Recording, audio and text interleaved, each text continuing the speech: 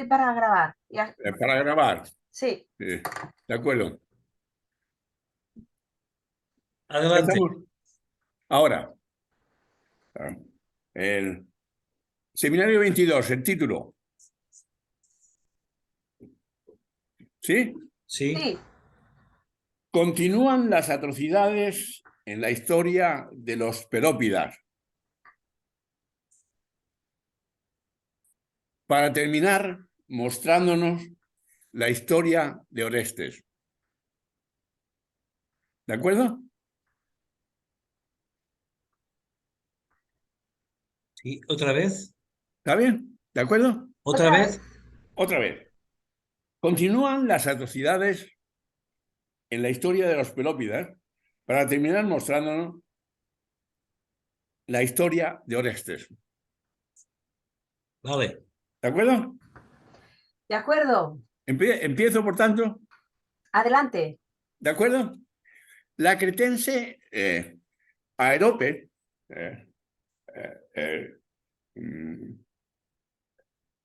que la traidora, que era que está en la mayoría de las tradiciones, de las versiones, traicionó a Atreo con Tiestes en Micenia.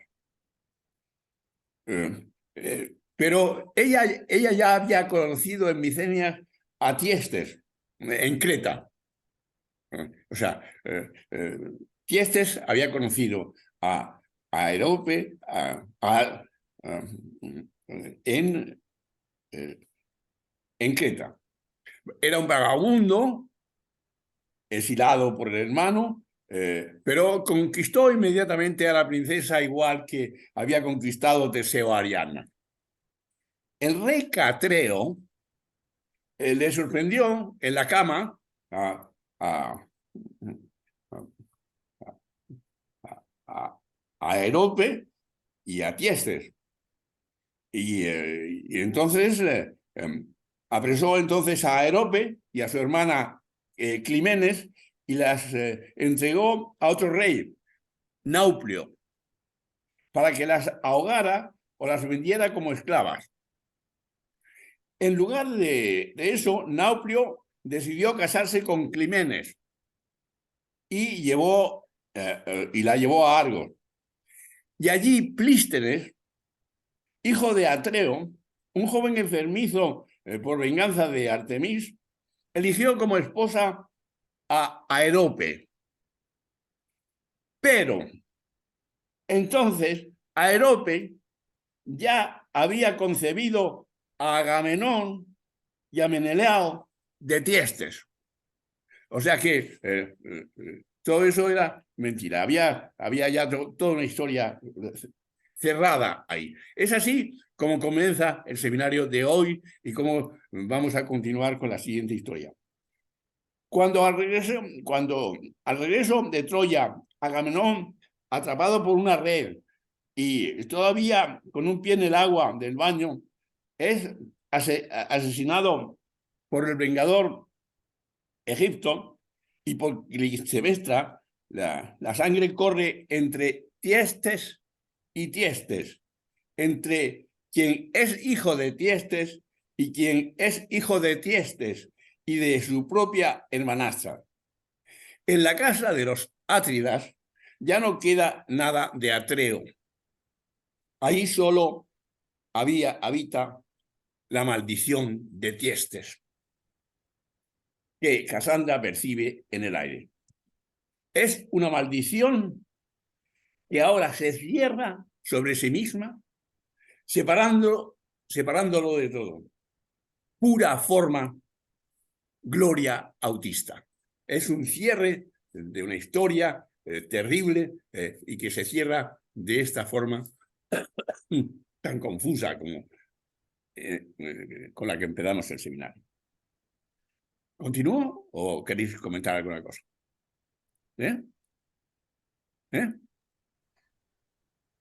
Adelante. Adelante. Siga. Mientras Agamenón, hijo de Atreo, combatía al pie de los muros de Troya, todos esperaban que Egipto, hijo de Tiestes, ocupara su lugar en el lecho de Clistemnestra y en el trono de Micenas.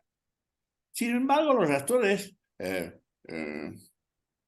permanecieron largo tiempo inmóviles. Querían saborear lo inevitable. Y ahora, Nauplio, igual que un viajante de comercio, Nauplio, el rey que cogió a los dos en la cama y que le dijo que se liberaran de estas dos mujeres, Nauplio navegaba a lo largo del Ática y del Peloponeso. Atracaba en los puertos más importantes y visitaba los palacios donde había un trono vacío. Por la noche hablaba de Troya, de la guerra difícil e interminable. Permanecía hasta avanzadas horas de la madrugada con las reinas solitarias y entonces las invitaba al adulterio. No con el deseo de estar con ellas, sino con encontrar a alguien ambicioso, de buena familia, próxima a ellas, para que tuvieran relaciones con ella. Era su manera de recordar a esos tronos vacíos que habían asesinado vilmente a su hijo Palamedes allí abajo a los pies de Troya. Es decir, habían asesinado al hijo de Nauplio y para vengarse él llevaba a todas esas reinas. Entre ellas estaba, por supuesto, en Micenas, cuando repitió su escena con Clistemnestra, descubrió que la reina no conseguía ocultar una sonrisa sardónica y distraída. Era también necesario que alguien fuera a sugerirle de que desde hacía ya tiempo sabían lo que harían. También Agamenón lo sabía y había puesto a un vigilante o a un aedo de la corte con el encargo de que le siguiera a sus pies por si le engañaban. Fue el primer intelectual de Estado, dicen aquí. Pero un día Egisto se dio cuenta que estaba este vigilante, lo cogió del pescuezo, lo arrojó sobre una barca, lo abandonaron en una isla donde solo crecían cardos para que los rapaces se desalazaran con sus viejas carnes. Es decir, que se libraron de la persona que podía poner en aviso a Agamenón. Así Egisto finalmente entró en el palacio de Micenas, se calzó las sandalias de Agamenón, bañó su lecho con su sudor y se sentó en el trono. Poseyó a Clistemnestra más con fuerza que con placer, pero esto era justamente lo que le gustaba a Clistemnestra. Hubo un profundo acuerdo entre ellos y comenzaron a parecerse físicamente como algunos viejos cónyuges. A veces por la noche, ante el fuego, hablaban de cómo matarían a Agamenón, perfeccionando los detalles. Sopesaban las variantes, saboreando la espera. E incluso después, cuando las hogueras desde la cima de Athos o del Arné hubieran animado el retorno del caudillo, y cuando Agamenón pisó con terror la púrpura, cuando Egisto lo hubo traspasado 2 veces, cuando Clistemnestra lo decapitó con el hacha, incluso entonces por la noche se paraban para pensar en Orestes, en cómo lo matarían o cómo lo intentarían o cómo él intentaría matarles a ellos. Se introdujo en el palacio de Micenas, Orestes, con el engaño y mató a la madre y al amante.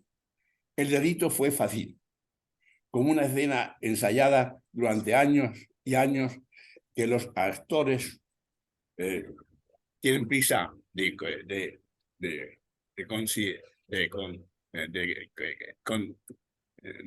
cumplir para irse a casa. Y es así como de alguna forma se cierra todo el asunto, ¿no? O sea, cómo realmente Agamenón es matado y se acaban los tiestes de alguna forma. Y veremos confirmados más detalles en lo siguiente. ¿Alguna cosa a decir o añadir?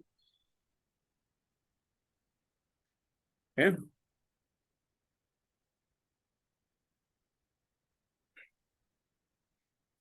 Es una historia, hemos contado una historia terrible y ahora se cierra de una forma un poco especial.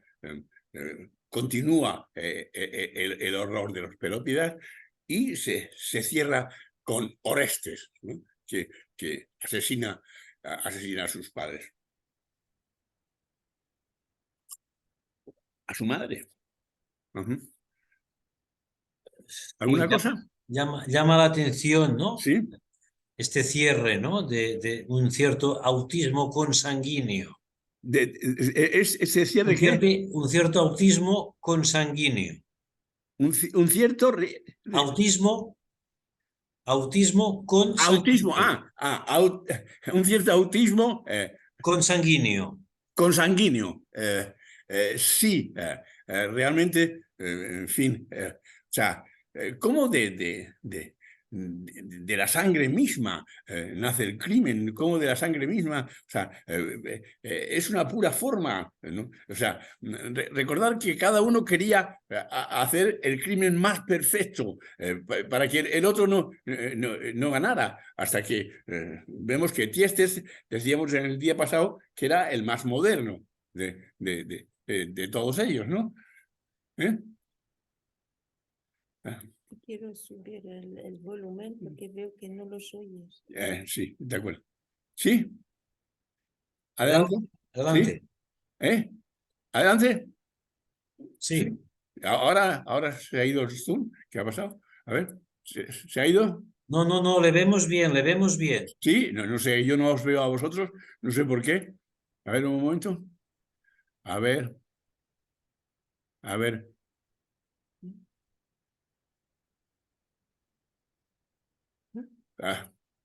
No os veo. A ver. Nosotros sí le vemos. A ver, aquí. Aquí. ¿Qué? Adelante, adelante. Adelante. Bueno. Orestes.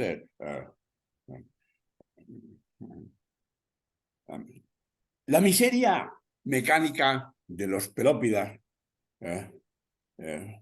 parece detenerse ante el noble debate del aerópago por Orestes, porque entonces se hizo un juicio porque Orestes había matado a sus padres y el aerópago, el Tribunal Supremo, le hizo un juicio. Pero lo que pasó es que cuando el voto de Atenas provoca su absolución, todos levantaron la frente como liberada de una pesadilla. Tú, Enrique, has dicho que era un autismo consanguíneo, ¿no? O sea, pero tú date cuenta que qué cosa que este crimen se lleva al aerópago y es asuelto Orestes. O sea, pero el proceso de Orestes fue más útil a los atenienses que a Orestes.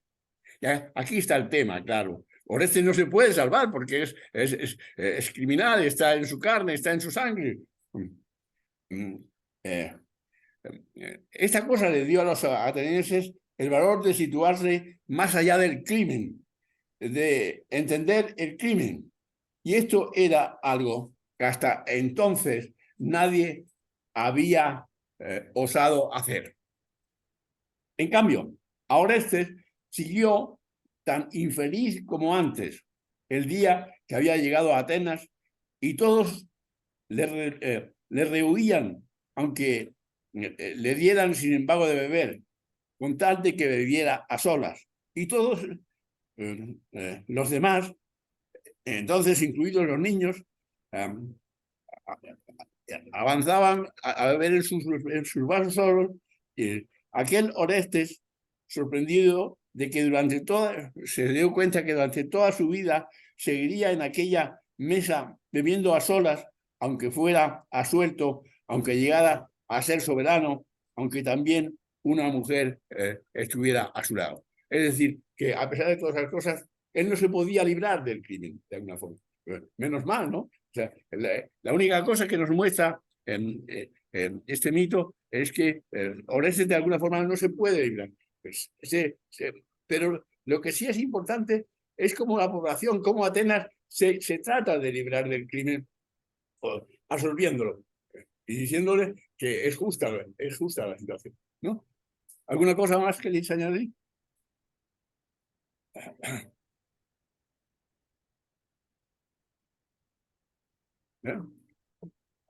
¿Sí? ¿No? ¿O no? ¿Y qué mujeres sería?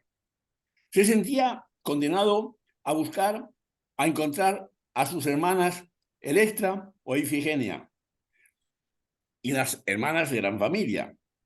La pena más punzante de Orestes era que, fuera donde fuera, sus únicas historias eran historias de familia. Es decir, esa cosa que tú dices, tú has hablado de un autismo consanguíneo, o sea, pero, pues sí, o sea, pero él se encontraba con su familia, pero no podía librarse, no podía encontrar otra cosa. Hasta Pilades, en quien depositaba su amistad, era en el fondo un pariente también. Y le hizo casarse con una hermana de él, ¿no? Por lo demás, el mundo podía incluso no existir. ¿Qué otras mujeres entonces? Orestes buscó a Hermione.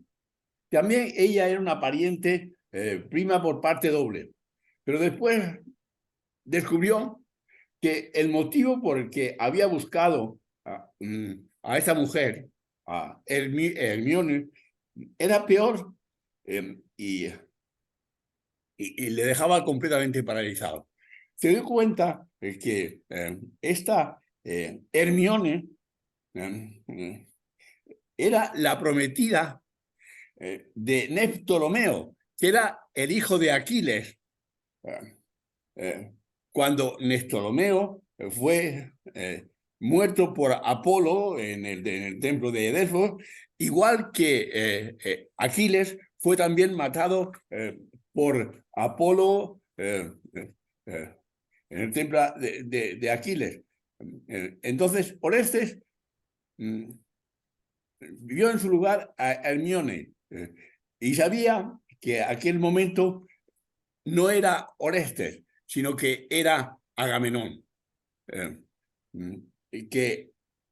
Porque Aquiles había arrebatado a Agamenón Viseda. ¿Recordáis? En la historia existía una Viseda que es, en este caso, es Hermione, que es la novia del hijo de Aquiles. Y que aquí se repite otra vez la historia de Aquiles y Agamenón. O sea, ¿estamos?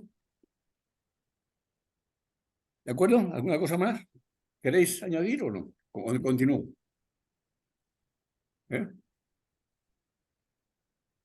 Quedáis muy paralizados. No, ¿Eh? me lleva de nuevo, ¿no?, a pensar respecto a cómo el núcleo de la violencia, ¿no? Sí, El núcleo de la violencia está en lo doméstico, ¿no? ya, Está en lo consanguíneo. ya. está en la sangre, o sea, en la sangre, en la sangre. humana, o sea, o inhumana, como quieras decir, o la inhumanidad está en el ser humano. O sea, pero es mostrar un ejemplo de inhumanidad extrema de los pelópidas, ¿no? O sea, y que todo empieza, pero lo que es básico es que todo empieza con una historia de despedazamiento del niño, del bebé. O sea, cómo el despedazamiento del bebé, que es el maltrato en los primeros tiempos, morcela, hace trozos de ser humano en lugar de un ser humano completo. O sea, y esa historia empezó con Tántalo y su hijo, que fue partido en trozos, luego recompuesto, pero artificialmente. O sea, se construye la forma, pero nada más. Todo termina ahí, en esa situación, ¿no? O sea, sería esta la situación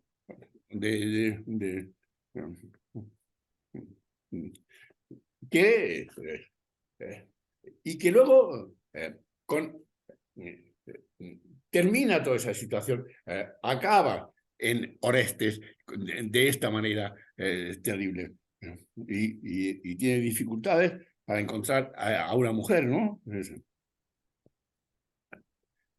Continuamos un poco con el sufrimiento de Orestes. Sí, sí. ¿Eh? Adelante. Orestes nunca era Orestes, salvo en su locura, aguijoneado por las Erinas, o en los breves momentos de reposo de la locura, como cuando apoyó la cabeza sobre una piedra en un islote cerca de Gitión. Después tuvo un sobresalto cuando le dijeron que justo allí Helena y Paris habían pasado su primera noche de amor y decidió inmediatamente reanudar su viaje. O en aquel sofocante lugar de Arcadia, donde descubrió que ya no podía soportar a las Erinas, y no tanto ellas, de lo que ni siquiera conseguía liberarse, sino lo que en ese momento no podía soportar era el color negro denso en la claridad meridiana en la que él vivía. Y exasperado se había amputado de un mordisco un dedo de la mano izquierda. Entonces, las Erinas dejaron de ser de color negro para ser blanco, pero continuó la persecución exactamente igual o peor. Pero porque yendo por el campo, entonces vio una manada de ovejas, y entonces las ovejas las sintió como que eran Erinas que venían a por él, a perseguirlo. Es decir, su crimen, de alguna forma, no podía ser callado, y por tanto aparecía en forma de persecución con las Erinas, tanto si eran negras como si eran blancas. Y cualquier situación externa se convertía en situación persecutoria. O sea, que incluso se puede decir que incluso eran, él sentía que eran peor las ovejas blancas que las Erinas negras, ¿no? O sea, ¿de acuerdo? ¿Alguna cosa más me queréis añadir? Bueno, tal vez, ¿no? Añadir en este fragmento último que usted decía, ¿no? Que un crimen de tales dimensiones no puede quedar tapado, no puede quedar reprimido en el inconsciente. Va a luchar por hacerse presente, ¿no? Porque tal vez el único camino es hacerse presente. Ya. Es como si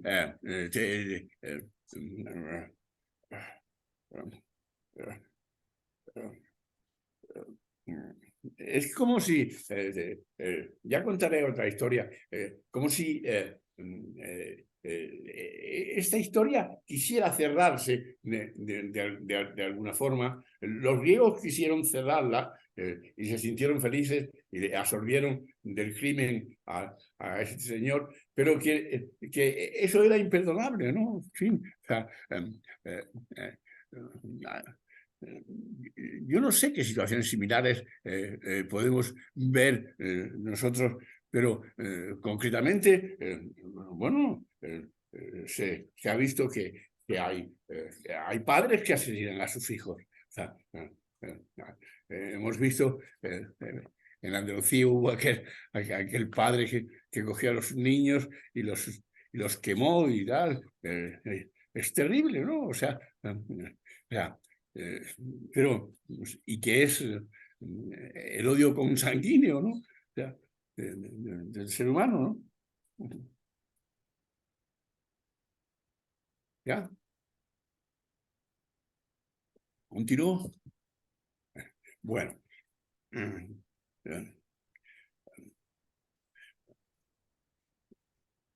Entonces,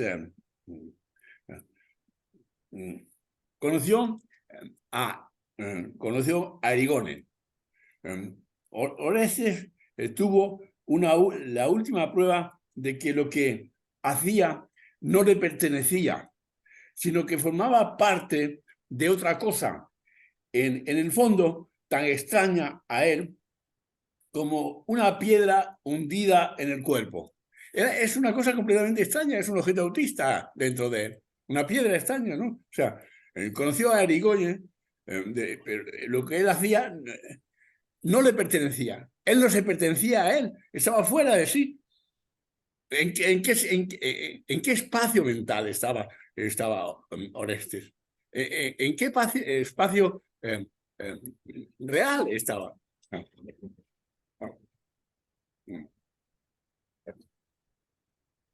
Esta Erigone era una hija de Egisto y Clitemnestra. Era un espejo, por lo tanto, en la descendencia de los Tiestes y su primera enemiga. Justo con Tíndaro, rey de Esparta y padre de Clitemnestra, lo vio presentarse a esta Erigone en Atenas para acusarle delante del Areópago. O sea, esta Erigone fue a acusarlo, mostrando la fuerza salvaje de Artemis, que los Atreides jamás habían sido capaces de conquistar los días que Atreo le había sustraído el Cordero de Oro. Orestes la miraba y se veía a sí mismo como mujer, y al mismo tiempo veía al ser más ajeno a él, más inimaginable. Aquello acabó por entender que era lo único, pero acabó por entender que era el único ser que podía desear matar o tender en un lecho. Es decir, o sea, aquí otra vez se mezclan dos cosas. Se le mezclan dos cosas. La quería matar, pero también la quería tener en un lecho, que es dominar o lo que sea. Durante el proceso, Orestes se movía como un caparazón insuflado por los sugeridos délficos. Cuando fue absuelto, algunos cuentan que Erigone se ahorcó, pero no es cierto que se ahorcó de rabia, porque se casó después con él. Después de la solución, la vida de Orestes no cambió mucho. Es natural. Era una continua peregrinación. Al final regresó de Táuride, estrujando en la mano el pequeño simulacro de madera de Artemis, única medida para contrarrestar su locura. Tenía un objeto de Artemis, un antiguo, que ya lo dije el día pasado, que era la única cosa que tenía como amuleto contra la locura. Entonces, Orestes añadió entonces un último motivo para ser odiado por Erigone. O sea, Erigone tenía un hermano que se llamaba Aletes. Se había apoderado del reino de Micenas y Orestes lo mató. Este era un motivo por el cual Erigone incrementaba su odio contra él.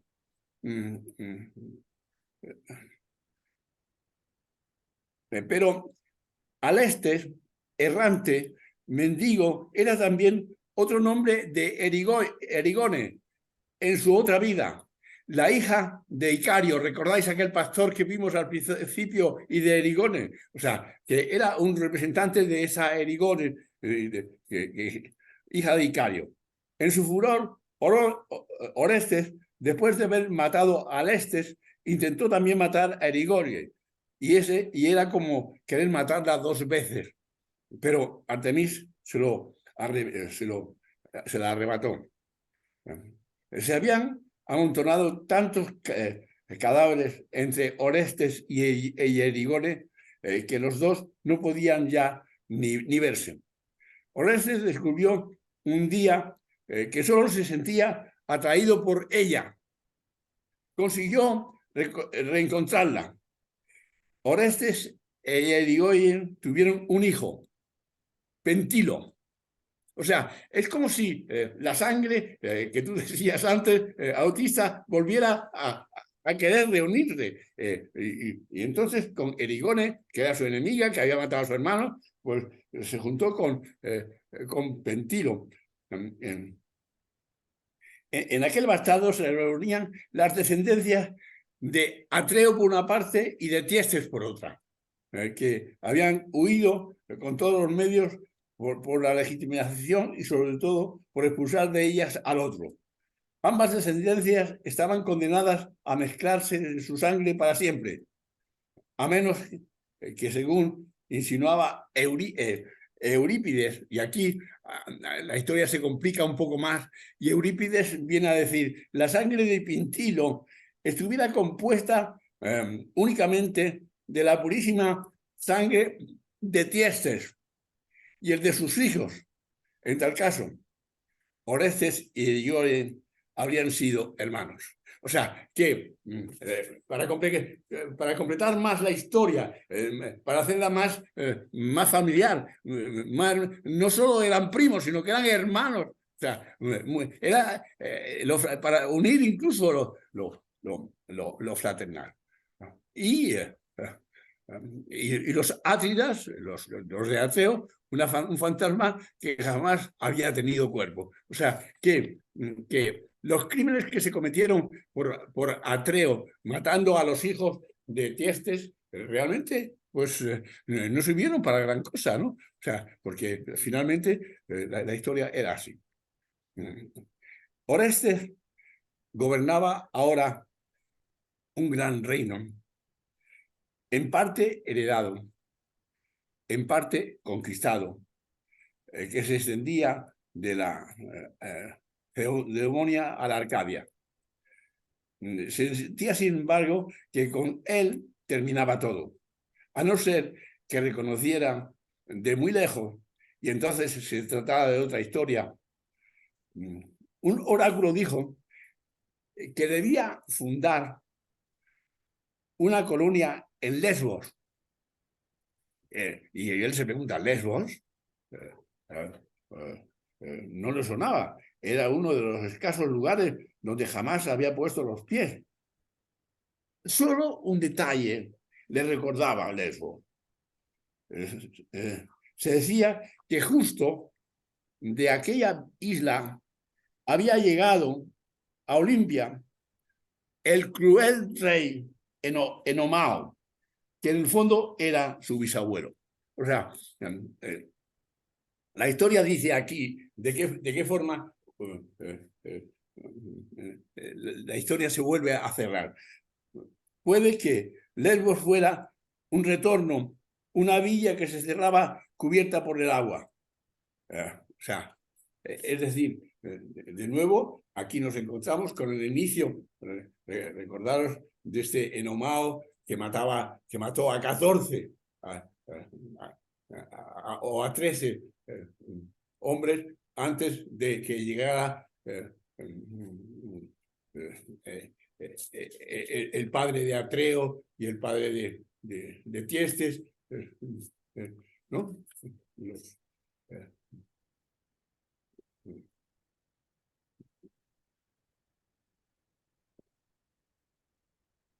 ¿Alguna cosa más? ¿Yo?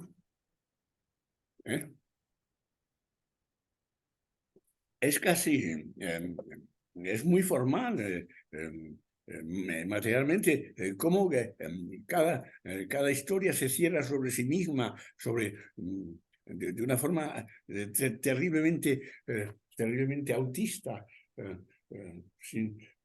de una forma terriblemente cruel, bastarda, en fin.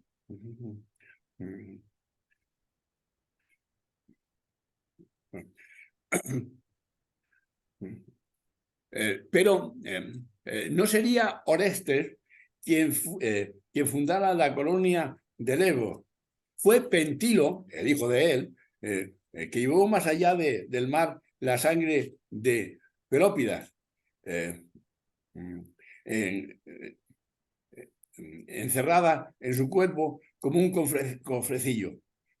Entonces seguirían las historias provincianas de las que poco llega a saberse.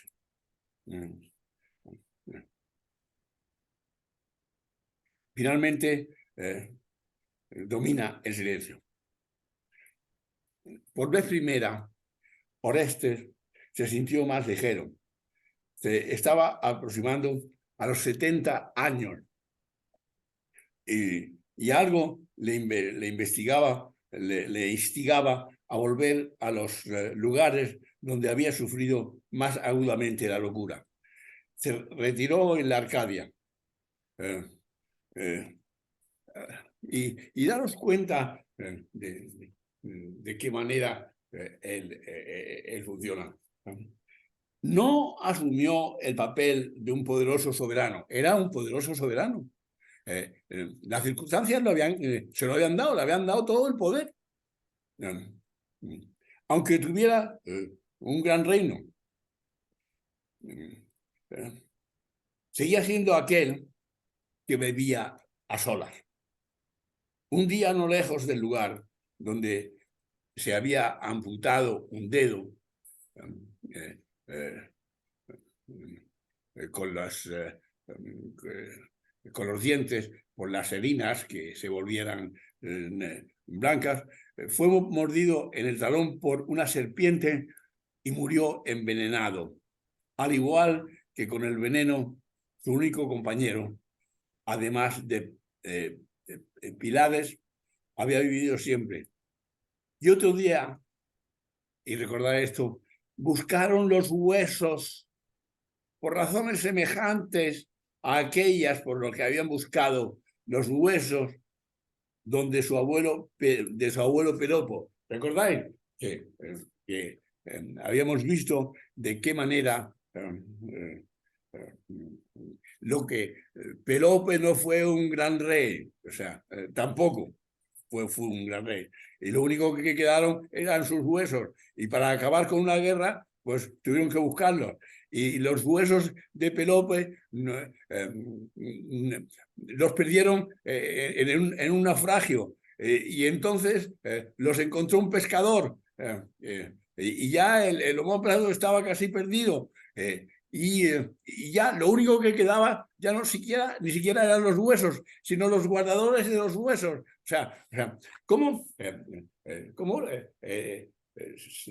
se iba conservando todo ese poder a través de esos amuletos o de esos elementos mágicos que son casi en fin, objetos extraños, bizarros, persecutorios.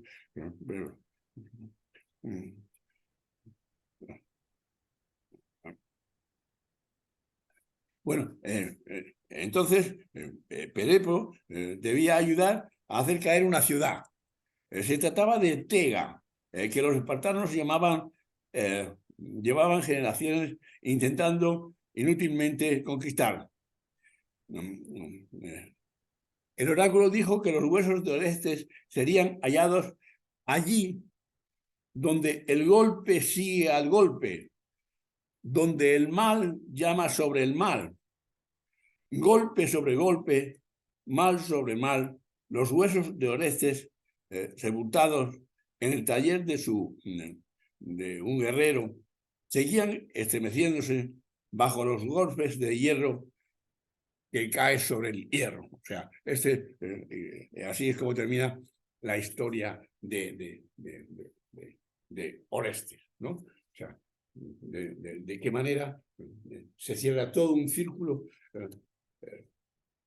malévolo, malvado, de odios, de resentimientos, de malas aspiraciones, de búsqueda del poder, en fin.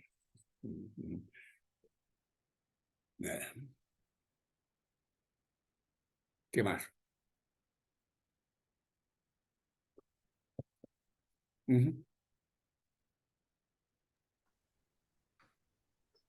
Bueno, pienso en la condensación, ¿no? La condensación La condensación de los efectos, ¿no? Que llevan a una tragedia, al horror, al dolor, ¿no? Ya. Y cómo van quedando como núcleos de organización, ¿no? Ya.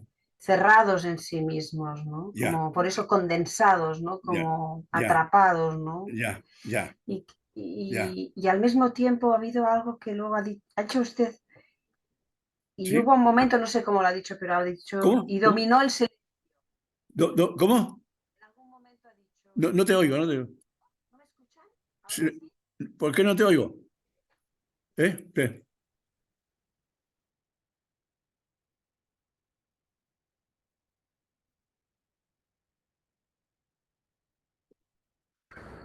A Ahora ver. me escucharán de nuevo. Sí, Ahora sí, perdón, ahora ya estoy. sí, Ya he vuelto sí, otra vez. ahora, sí, a ver, sí, Que hay un momento que ha hablado y dominó el silencio, sí. como si hubiera. O sea, exactamente. O sea, que- no había nada que dominó el silencio. O sea, no había historias que contar. O sea, sí, sí, de acuerdo. no, pensaba en por eso, de este encadenamiento, ¿no? Sí, Este continuum sí, del que no se puede despegar uno. ya, Se queda, ¿no? La historia, la familia, y que cuesta tanto de tomar ya, espacio ya. en ese silencio para poder. Porque realmente lo que es importante es que no hay palabras. No hay forma de construir un diálogo, no hay forma de construir una comunicación, no hay forma de algo que es humano, sino que es completamente autista en sí y horroroso. O sea,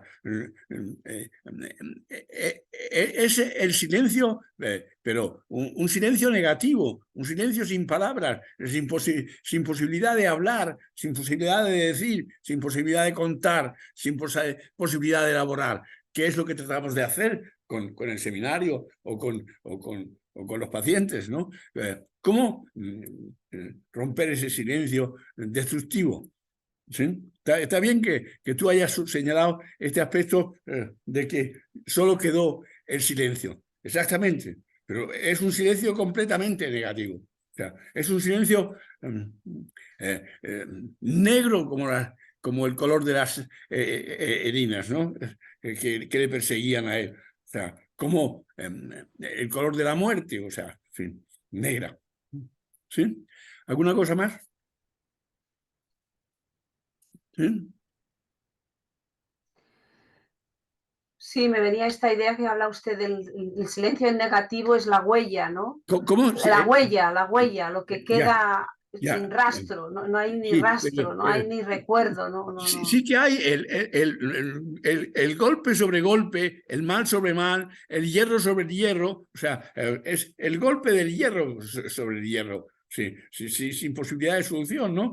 Porque, y él es un globo inflado, o él es algo con una piedra dentro, que es completamente sólido, autístico, o sea, ese es Orestes, o sea. Y realmente nadie puede estar con él, nadie bebe con él, nadie participa con él. O sea,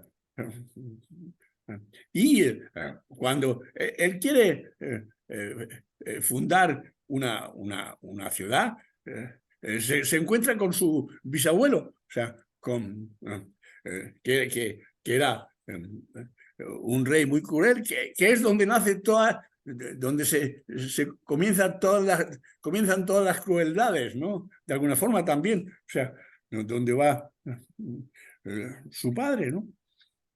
¿Ya? ¿Qué más?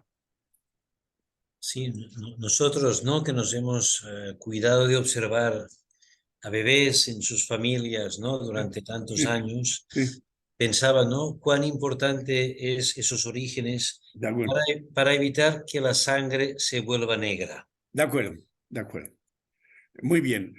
Este sería un poco el cierre de este seminario. Y digamos, el cierre de esta serie que dejamos aquí y que lo vamos a abrir en el seminario 23, ¿no? Es el próximo. Lo vamos a abrir de otra manera.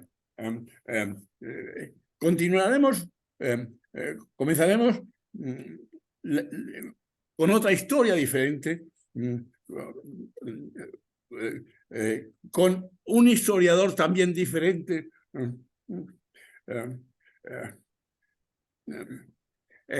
La historia que nos contará Albert Hoffman, descubridor del LSD, el lisérgico, en 1920, para hablarnos del misterio de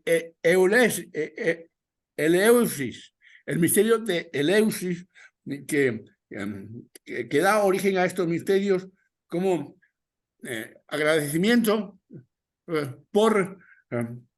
¿Se ha perdido la conexión? ¿Me ¿No? oís? Sí, ¿No? sí, sí, bien, bien. Bien, bueno, por haber resuelto es la diosa del grano Deméter, que da origen a estos misterios como agradecimiento por haber encontrado a su hija Perséfone, que había sido secuestrada por Hades. En estos misterios se habla de una serie de reflexiones sobre la vida y la muerte del hombre. Allí habían sido ido a conocer esos inicios muchos pensadores como Cicerón, Platón, etc. Les daban una bebida especial que los iluminaba. De estas cosas, es decir, vamos a hablar en el próximo seminario, que es completamente diferente a todo este horror y vamos a ver un cambio de clima más ilusionante y más prometedor de la mano del maestro Antonio Escotado, que es un filósofo ilustre que de alguna forma hace la entrevista a Hoffman y Hoffman explica qué es lo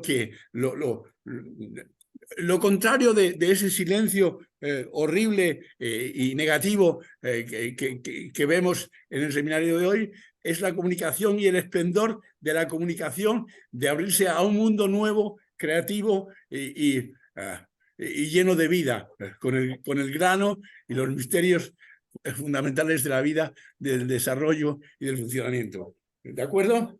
¿De acuerdo? Sí. Pues entonces yo no os veo ahora, no sé por qué. Ahora sí, por lo menos para despedirnos. De acuerdo, pues nos vemos el próximo día, que es el día 17. 17, con esta apertura. O sea, hemos cerrado esa Villa Negra de las Salinas y de la muerte y del mal sobre el mal, para ver de qué manera hay caminos para descubrir el bien y el bien hablar y la iluminación y la inspiración y el saber. ¿De acuerdo? Muy bien, muchísimas gracias. Pues nada, hasta el próximo día.